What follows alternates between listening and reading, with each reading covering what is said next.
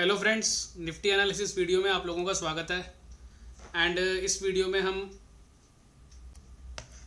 3 अक्टूबर के लिए एनालिसिस करेंगे एंड देखेंगे कि इस पूरे वीक में जो भी मार्केट में वॉलेटिलिटी रही और उसके बाद अभी हम कहाँ पे खड़े हैं और आने वाले दिनों में क्या संभावनाएं हो सकती हैं। तो चलते हैं सीधा चार्ट के ऊपर।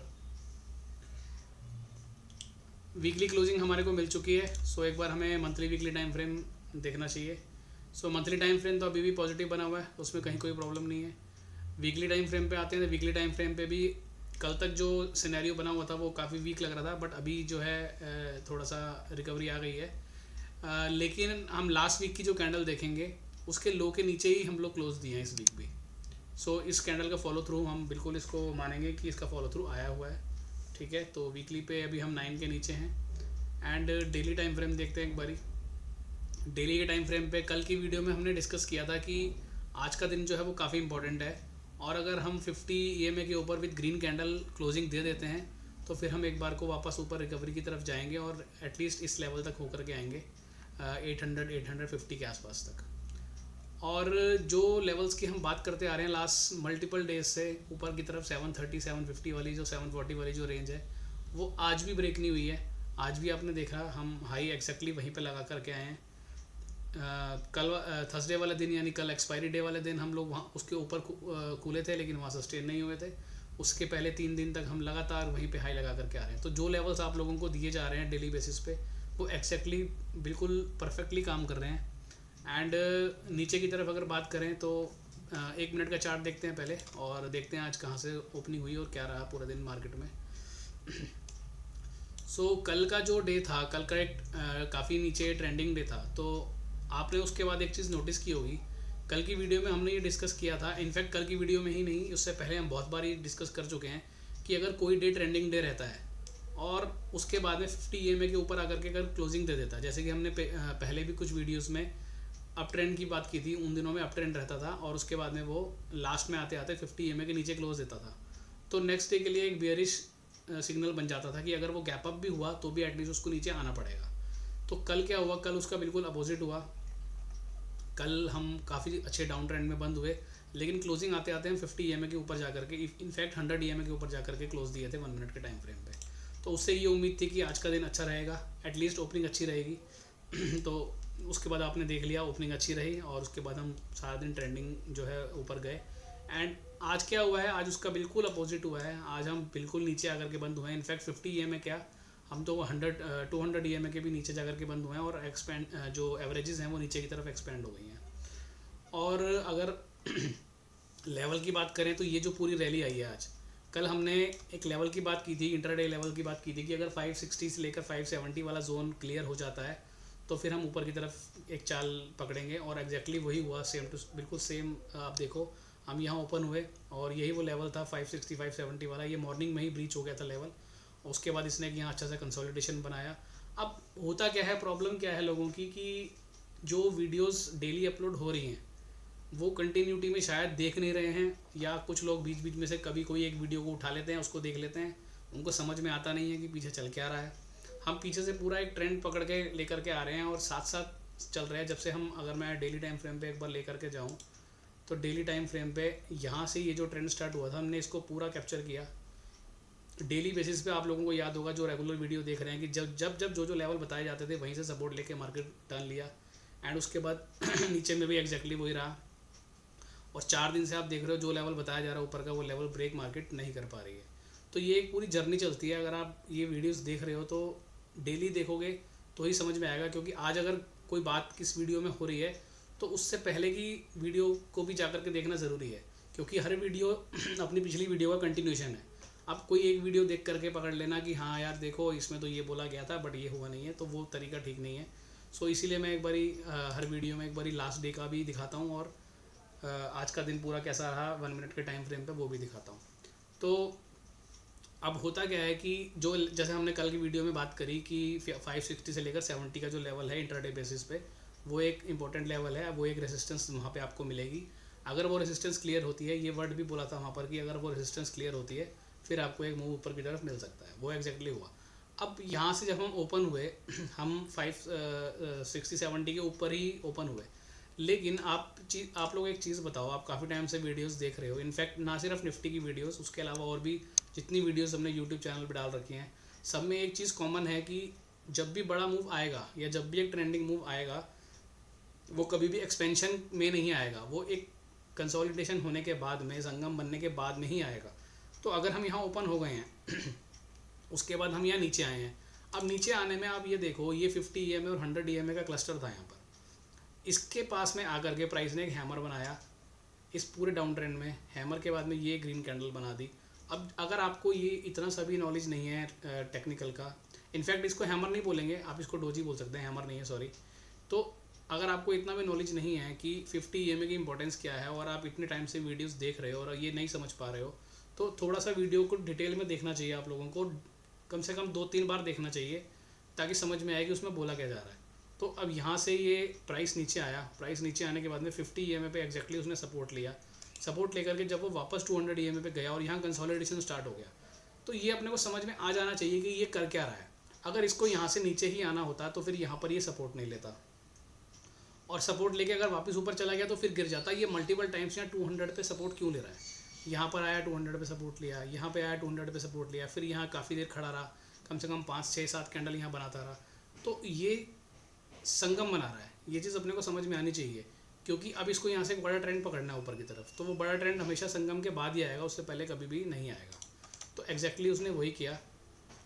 आप डेली बेसिस पे जब चार्ट्स देखोगे ना, तो आपको और ज़्यादा क्लैरिटी आने स्टार्ट होगी कि प्राइस किस तरीके से ट्रेंडिंग मूव लेने से पहले कैसा बिहेव करता है। ठीक है, तो यहाँ से एक संगम बना, संगम बनने के बाद में ये प्राइस ने ऊपर की तरफ एक अप्रिसिएशन लेना स्टार्ट किया, एंड जो लेवल आप लोगों को बताया गया था एग्जैक्टली वहीं पे जाके इसने रेजिस्टेंस लिया है 720-730 के आसपास। इनफैक्ट ये वाला जो लेवल है जहाँ पर ये जो मोमेंटम स्टार्ट हुआ था, ये मोमेंटम जहाँ आकर के रुका है, ये भी आज का एक इम्पोर्टेंट एक रेजिस्टेंस एरिया था। ये हमारे इंडिपेंडेंट ग्रुप में जो हम डेली लेवल्स पोस्ट करते हैं, जो आप लोगों को भी दिए जाते हैं एक्सपायरी डे वाले दिन, अब तो आप लोग उस लेवल्स की जो वैल्यू है वो समझ ही गए होंगे, काफ़ी टाइम से हम लोग पोस्ट कर रहे हैं। तो उन लेवल्स के अकॉर्डिंग भी यहाँ पर एक रेसिस्टेंस आ रहा था 685 पे, तो एग्जैक्टली 685 के पास जाकर के प्राइस पलटा, और उसके बाद ये लेवल जब ब्रीच हुआ तो फिर हम कहाँ पर गए, हम सीधा वहाँ पे गए जो पोजिशनल रेसिस्टेंस हम जिसकी बात करते आ रहे हैं 730 की वाली रेंज में, और फिर वहाँ से सडनली ये प्राइस काफ़ी नीचे गिर गया और पलट गया ये। अब यहाँ पर एक चीज़ मैं आपको और बता रहा हूँ, उस पॉइंट को ध्यान रखना, आप उसको पकड़ के मत बैठ जाना कि एक वीडियो में ये बोला गया था तो ऐसा होता ही होता है। अब मैं आपको 5 मिनट का टाइम फ्रेम दिखा रहा हूँ। 5 मिनट के टाइम फ्रेम में जब भी इस तरह का डाउन ट्रेंड आपको दिखेगा, ये इंपॉर्टेंट पॉइंट है, इसको नोट करना, जब भी इस तरह का डाउन ट्रेंड रहेगा और प्राइस बिना यहाँ पर कंसोलिडेशन किए नीचे या बिना डबल बॉटम लगाए, जब भी प्राइस इस तरीके से ऊपर आ जाएगा 200 EMA के, तो उसकी बहुत ज़्यादा संभावनाएं हैं कि वो वहाँ पे सस्टेन नहीं होगा, उसको एक बार लौट के वापस नीचे आना पड़ेगा। और एग्जैक्टली यही हुआ है, यहाँ पर प्राइस यहाँ पर वापस नीचे आया है, और उसके बाद जा कर के अब ऊपर जा कर के वापस अब यहाँ पर ये संगम बनाने की तैयारी कर रहा है। क्योंकि जब भी रिवर्सल्स आएंगे और वो रिवर्सल्स को अगर सस्टेन होना है, यानी कि वो जो नीचे लोज लगे हुए हैं वो लो अगर बरकरार रहने और वहाँ से ऊपर जाना है, तो ऐसा नहीं होगा कि वो नीचे गिरता हुआ प्राइस एकदम सडनली ऊपर चला जाएगा। वो इस तरह से कई बार विप्सॉ लेगा और उसके बाद यहाँ संगम बनाएगा, संगम बनाने के बाद निकलेगा, और ये हर टाइम फ्रेम पे होता है। ठीक है, ये इंपॉर्टेंट पॉइंट है, तो ध्यान रखना। तो जब भी कभी आपको ऐसा दिखे कि 5 मिनट के टाइम फ्रेम पे सीधी सीधी रिकवरी ऊपर आ गई है, ये प्राइस सीधा 200 के ऊपर चला गया है, तो बहुत ज़्यादा संभावना ये रहेगी, बहुत ज़्यादा पॉसिबिलिटी ये रहेगी कि वहाँ पर प्राइस जो है सस्टेन नहीं करेगा और वो वापस नीचे आएगा।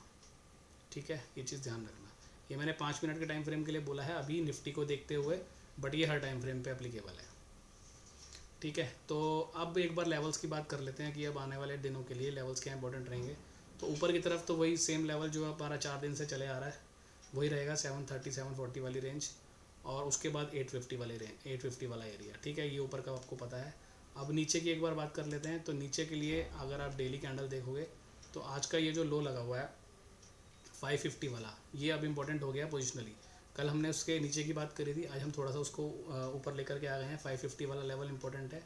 और अब अगर हम ट्यूसडे की बात करें, मंडे हमारा ऑफ है, ट्यूसडे की अगर बात करते हैं, ट्यूसडे मार्केट की, तो अगर हम यहाँ से जिस तरह से ये क्लोजिंग करके गया है,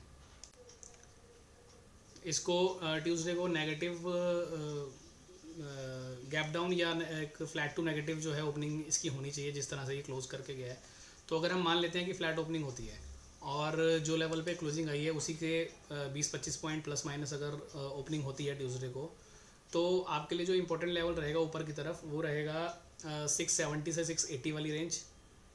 और अगर नीचे की तरफ बात करते हैं तो वो लेवल रहेगा 580 से लेके 590 वाली रेंज। ठीक है, तो ये दोनों लेवल्स ट्यूसडे के लिए इंपॉर्टेंट रहेंगे। और इन केस हम कोई मेजर क्योंकि मंडे जैसे हमारा ऑफ रहेगा तो उस बीच में अगर ग्लोबल मार्केट्स में कुछ और उथल पुथल हो जाती है, कुछ बहुत ज़्यादा गैप अप या गैप डाउन की संभावना बन जाती है, तो अगर मान लो हम यहाँ से लेट से 100 पॉइंट का गैप अप लेते हैं ट्यूसडे को, तो फिर हम तो वहीं जाकर के अटकेंगे 730 वाली रेंज में। और अगर नीचे की बात करें तो नीचे भी वही लेवल आ जाएगा फिर हमारा 530 वाला, 540 वाला। तो ये एक इम्पोर्टेंट जोन रहेंगे। और संभावना ये है कि फ्लैट टू नेगेटिव ओपनिंग होनी चाहिए ट्यूसडे को, जिस हिसाब से ये क्लोजिंग करके गया है। बट बीच में जब ऑफ आ जाता है तो थोड़ा सा कैलकुलेशन में चेंजेस अपने को दिखते हैं। ठीक है, तो ये ध्यान रखना। और एक बार वेरियस टाइम फ्रेम्स पे भी चल लेते हैं। 1 मिनट आपने देख ही लिया, 3 मिनट्स आपने देख ही लिया, 5 मिनट भी आपने देख लिया, 15 मिनट भी सारे एवरेजेस के नीचे प्राइस क्लोजिंग दिया हुआ है, 30 मिनट पे भी एंड आर्ली पे भी। तो ये इससे देखने से क्या समझ में आ रहा है कि लगभग सारे टाइम फ्रेम पे प्राइस अभी एक नेगेटिव जोन में है। एंड 3 आवर पे आएंगे तो 3 आवर पे ये 50 और 100 के नीचे क्लोजिंग आया है, तो व्यू अभी थोड़ा सा नेगेटिव है। लेकिन जैसा कि हमने बात की थी कि अगर आज की कैंडल यानी कि ये वाली कैंडल 50 EMA के ऊपर क्लोज देती है विद ग्रीन, तो एक रिकवरी हमारे को माइनर ऊपर की तरफ दिख सकती है। तो अब हमारे को क्या होता है कि लेवल्स पता होने चाहिए। हम ये नहीं बोल सकते कि कल मार्केट बढ़ेगा ही बढ़ेगा, गिरेगा ही गिरेगा। अपने को अगर लेवल्स ध्यान में है, जैसे कि कल अगर हम बात करें, कल हमारे पास एक लेवल था 690 का जो हमने ग्रुप में पोस्ट किया था। आप लोग में से जो लोग ग्रुप में हैं उन लोगों ने वो लेवल्स देखा होगा। वो लेवल जैसे ही ब्रीच हुआ और वो स्टार्टिंग में हो गया था सुबह मॉर्निंग में ही, तो उसके बाद एक इतना बढ़िया ट्रेंड मिल गया डाउन साइड पे। आज का जो लेवल बताया था आप लोगों को, वो लेवल जब ब्रीच हुआ एक ऊपर की तरफ मूव मिल गया आपको, एक बढ़िया वाला ट्रेंडिंग मूव अप साइड पे। तो इस तरह के मूव अपने को कैप्चर करने होते हैं एज अ इंट्राडे ट्रेडर। अब मैं एक व्यू बता दूं आपको कि देखो जी ट्यूसडे को मार्केट डाउन रहेगी, उससे क्या हो जाएगा, उससे क्या ट्रेड कर लोगे आप। अगर आपके पास लेवल्स नहीं है आपको ये नहीं पता कि कौन से लेवल के बाद मुझे बाय साइड का ट्रेड लेना चाहिए या कौन से लेवल के बाद मुझे सेल साइड का ट्रेड लेना चाहिए, तो उस व्यू का आप करोगे क्या। लेकिन एक पोजिशनल व्यू आपके पास इसलिए होना चाहिए कि अगर आपके पास कोई स्टॉक्स होल्डिंग है आप एक शॉर्ट टर्म ट्रेडर हो, आप स्टॉक्स में ट्रेडिंग करते हो, तो आपको एक व्यू पता होना चाहिए, हाँ यार ओवरऑल मार्केट में निफ्टी बैंक निफ्टी का ये व्यू है, तो ठीक है मैं शॉर्ट टर्म का ट्रेड ले सकता हूँ।